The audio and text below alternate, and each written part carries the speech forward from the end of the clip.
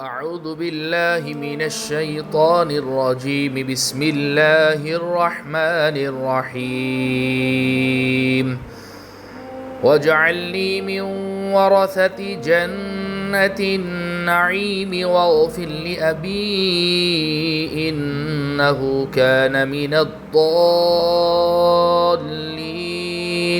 ولا تخزني يوم يبعثون يوم لا ينفع مال ولا بنون إلا من أتى الله بقلب سليم وأزلفت الجنة للمتقين وبرزت الجحيم للغابين وقيل لهم أين ما كنتم تعبدون من دون الله هل ينصرونكم أو ينتصرون فكبكبوا فيها هم والغاوون وجنود إبليس أجمعون قالوا وهم فيها يختصمون تالله إن كنا لفي ضلال مبين إذ نسويكم برب العالمين وما أضلنا إلا المجرمون فما لنا من شافعين ولا صديق حميم فلو أن لنا كرة فنكون من المؤمنين إن في ذلك لآية وما كان أكثرهم مؤمنين وإن ربك لهو العزيز الرحيم.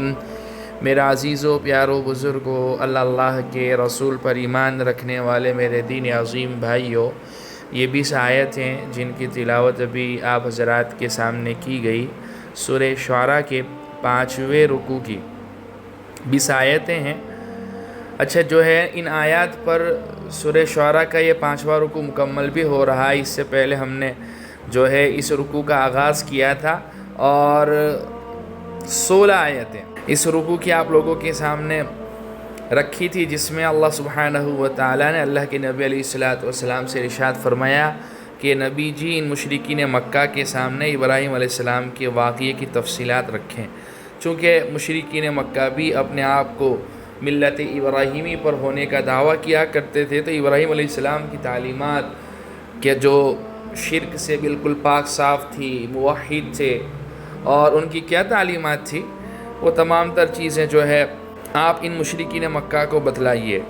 اچھا، اس کے بعد ابراہیم علیہ السلام کی دعاؤں کا تذکیر اللہ سبحانہ و تعالیٰ نے فرمایا تھا کہ انہوں نے یہ دعا کی تھی کہ میرے پروردگار مجھے حکمت عطا فرما اور مجھے نیک لوگوں میں شامل فرما لے، اور آنے والی نسلوں میں میرے لیے وہ زبانیں پیدا فرما دے جو میری سچائی کی گواہی دیں.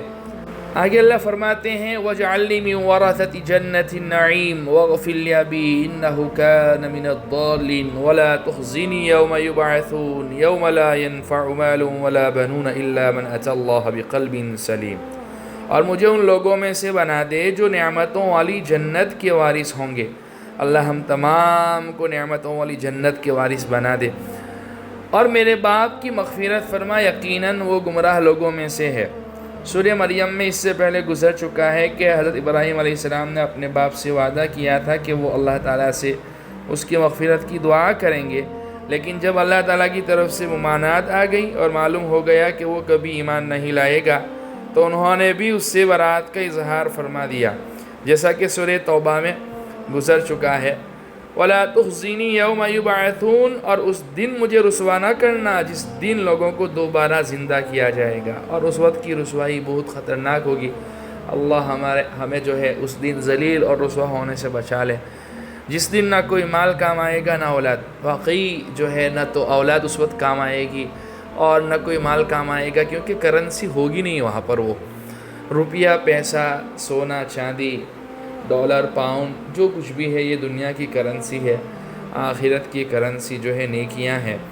اگر انسان کے پاس نیکیاں نہیں ہیں اور خدا کا قہر اگر اس پر آ گیا اور ذلیل اور رسوا ہو گیا، تو ذلت اور رسوائی سے بچنے کے لیے نہ تو اولاد کام آئے گی نہ مال کام آئے گا. ہاں کام آنے والی چیز کیا ہے؟ جو شخص اللہ کے پاس سلامتی والا دل لے کر آئے گا اس کو نجات ملے گی. یعنی وہ دل جو گناہ سے پاک صاف ہو اور صاف ستھرا ہو، جس میں اللہ کی یادیں بسی ہوئی ہو، اللہ کے نبی علیہ الصلوۃ والسلام سے محبت ہو، قرآن اور حدیث کی عظمت ہو. اللہ سبحانہ و تعالی ہم تمام کو قلب سلیم عطا فرمائے.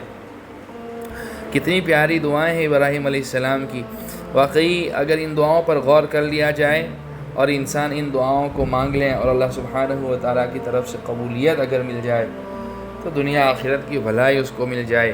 وَأُزْلِفَتِ الْجَنَّةُ لِلْمُتَّقِينَ وَبُرِّزَتِ الْجَحِيمُ لِلْغَابِينَ، اور جنت متقیوں کے لیے قریب کر دی جائے گی اور دوزخ کھلے طور پر گمراہوں کے سامنے کر دی جائے گی. وَقِيلَ لَهُمْ أَيْنَ مَا كُنْتُمْ تَعْبُدُونَ مِن دُونِ اللَّهِ هل ينصرونكم أو ينتصرون فكبكبوا فيها هم والغابون وجنود إبليس أجمعون. اور ان سے کہا جائے گا کہ کہاں ہیں وہ جن کو تم اللہ کو چھوڑ کر عبادت کیا کرتے تھے؟ کیا وہ تمہاری مدد کریں گے یا خود اپنا بچاؤ کر لیں گے؟ پھر ان کو اور گمراہوں کو بھی اونھے منہ دوزخ میں ڈال دیا جائے گا. یعنی ان گمراہوں کے ساتھ ان کے جھوٹے معبودوں کو بھی دوزخ میں ڈالا جائے گا. ان میں سے بعض تو وہ ہیں جنہوں نے خود اپنی خدائی کا دعویٰ کیا تھا، اور بعض پتھر کے بت ہیں. ان کو یہ دکھانے کے لیے دوزخ میں ڈالا جائے گا کہ جن کو یہ گمراہ لوگ معبود سمجھتے تھے ان کا حشر بھی آنکھوں سے دیکھ لیں. وَجُنُودُ إِبْلِيسَ أَجْمَعُونَ قَالُوا وَهُمْ فِيهَا يَخْتَصِمُونَ، اور ابلیس کے سارے لشکروں کو بھی جہنم میں ڈال دیا جائے گا. وہاں یہ سب آپس میں جگڑتے ہوئے اپنے معبودوں سے کہیں گے تاللہ ان کننا لفی ضلال مبین، کہ اللہ کی قسم ہم تو اس زمانے میں کھلی گمراہی میں مبتلا تھے. یعنی دنیا میں ہم نے یہ کیا کر دیا؟ ہم کس کی عبادت اور پرستش کر آئے؟ جن کی عبادت اور پرستش کر کے آئے وہ تو خود ہمارے ساتھ جہنم میں ہے. حقیقی معبود اور لائق عبادت ذات تو کوئی اور ہے. اِذْ نُسَوِّيكُمْ بِرَبِّ الْعَالَمِينَ، جب ہم نے تمہیں رب العالمین کے برابر قرار دے رکھا تھا. وَمَا أَضَلَّنَا إِلَّا الْمُجْرِمُونَ، اور ہمیں تو ان بڑے بڑے مجرموں نے ہی گمراہ کیا تھا. مجرموں سے یہاں مراد وہ بڑے بڑے سردار ہیں جو کفر پر قائم رہے اور انہیں دیکھ کر دوسروں نے بھی کفر اختیار کیے رکھا. فَمَا لَنَا مِن شَافِعِينَ وَلَا صَدِيقٍ حَمِيمٍ، نتیجہ یہ ہے کہ نہ تو ہمیں کسی قسم کی سفارش کرنے والے میسر ہیں اور نہ کوئی ایسا دوست جو ہمدردی کر سکے. فَلَوْ أَنَّ لَنَا كَرَّةً فَنَكُونَ مِنَ الْمُؤْمِنِينَ، اب کاش کہ ہمیں ایک مرتبہ دنیا میں واپس جانے کا موقع مل جائے تو ہم مؤمن بن جائیں. یہ وہ تقریر تھی جو حضرت ابراہیم علیہ السلام نے اپنی قوم کے سامنے فرمائی. باقی واقعہ یہاں بیان نہیں کیا گیا، اس کی تفصیل پیچھے سورہ انبیاء میں گزر چکی ہے اور کچھ تفصیل انشاءاللہ تعالی سورہ صافات میں بھی آنے والی ہے. اللہ آگے فرماتے ان فی ذلک لآیہ وما کان اکثرهم مؤمنین وان ربک لہو العزیز الرحیم.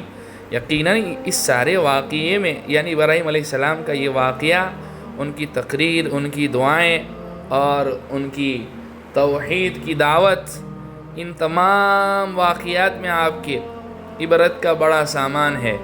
پھر بھی ان میں سے اکثر لوگ ایمان نہیں لاتے. اور یقین رکھو کہ تمہارا پروردگار صاحب اقتدار بھی ہے، بہت مہربان بھی ہے. بادشاہت تو پہلے بھی اللہ ہی کی تھی، آج بھی اللہ ہی کی ہے، اور جو ہے وقتی طور پر اگر اس نے انسان کو فری ول دی ہے اور کچھ اختیارات یہاں دنیا میں دیے ہیں، وہ بھی ٹیسٹنگ کے لیے، آزمائش کے لیے ہیں. اسے یہ نہ سمجھ لینا چاہیے کہ یہ طاقت، یہ قوت، یہ اقتدار اس کا اپنا ہے اور ہمیشہ باقی رہے گا. جو ہے لائق قدرت اور قوت اور طاقت کی مالک ذات تو اللہ سبحانہ و تعالیٰ کی ہے. اور یقین رکھو کہ تمہارا پروردگار صاحب اقتدار بھی ہے، بہت مہربان بھی. واقعی اللہ بڑی مہربان ذات ہے کہ جو ہے بڑے سے بڑے مجرم کو جو ہے اگر وہ سچے دل سے توبہ کر لے تو معاف فرما دیتے ہیں، بشرطے کہ انسان جو ہے صدق دل سے معافی مانگے اور اس گناہ کو چھوڑ دے جس گناہ میں وہ مبتلا ہے. تو واقعی اس سے بڑی مہربان ذات کوئی نہیں ہے. انسان معاف نہیں کرتے، خدا فوراً معاف کر دیتا ہے۔ اس لیے ہم تمام کو جو ہے اللہ کو راضی کرنے کی کوشش کرنی چاہیے، اور اللہ کی صفات کو سمجھنا چاہیے، پہچاننا چاہیے، اور اللہ ہی کی خاطر جو ہے ہمیں ہر عمل کرنے کی کوشش کرنی چاہیے۔ ساری دنیا کو خوش کرنے کے چکر میں ہم نے اس خالق حقیقی کو، جس کو اصل میں خوش کرنا چاہیے، چھوڑ دیا۔ حالانکہ اللہ کی ذات ایسی تھی کہ ہم اسی کو راضی کرتے، باقی لوگوں کو راضی کرنے کے چکر میں نہ پڑتے۔ اور یقیناً وہ لوگ جو اللہ کو راضی کر کے گئے اور جنہوں نے اپنی پوری زندگی اس بات کی کوشش کی کہ ہمارا خدا ہم سے راضی ہو جائے، اللہ سبحانہ و تعالیٰ نے اپنی مخلوقات کو بھی ان سے راضی رکھا، اور اللہ نے ان کے لیے جو ہے اپنی رضامندی کا اعلان فرمایا، اور جو ہے اللہ نے ان کو محبوبیت عطا فرمائی۔ لوگوں کی دلوں پر ایسے لوگ راج کر کے جو ہے چلے گئے، تو واقعی اللہ بڑے مہربان ہیں اور بڑے قدردان ہیں۔ ابھی بھی ہم سے کچھ نہیں گیا ہے، اگر ہم واپس آ جائیں، صدق دل سے توبہ کریں، تو اللہ کی ذات معاف کرنے والی ہے۔ اللہ سبحانہ و تعالی ہمارے اس مبارک سلسلے کو قبول فرماوے، نجات بخشش کا ذریعہ بناوے، کہنے سننے سے زیادہ عمل کی توفیق عطا فرماوے۔ آگے پھر نوح علیہ السلام کا واقعہ، اس کے بعد جو ہے اللہ سبحانہ و تعالی نے حضرت ہود کا واقعہ، اسی طریقے سے جو ہے اللہ سبحانہ و تعالی نے حضرت صالح علیہ السلام کا واقعہ، اسی طریقے سے حضرت شعیب علیہ السلام کا واقعہ، وہ تمام تر واقعات اور اس کی تفصیلات آگے آ رہی ہیں۔ اللہ سبحانہ و تعالی جو ہے اصحاب الایکہ کا واقعہ، اسی طریقے سے جو ہے فرعون کا پھر کچھ واقعہ اور اس کی کچھ جھلکیاں آگے آ رہی ہیں۔ ان تمام واقعات میں ہمارے لیے عبرت کا بڑا سامان ہے۔ اللہ سبحانہ و تعالی کاش کے ہمیں مرنے سے پہلے عبرت لینے کی توفیق نصیب فرماوے، اور اپنی منزل جو کہ جنت ہے، آخرت ہے، مقصود اللہ کی رضا ہے، اور اللہ سبحانہ و تعالی نے جس نعمت سے سرفراز فرمایا ہے، نعمت ایمان، نعمت اسلام، نعمت ہدایت، اس کو اپنے ساتھ بچا کر لے جانے کی واپس توفیق عطا فرماوے۔ وآخر دعوانا الحمدللہ رب العالمین۔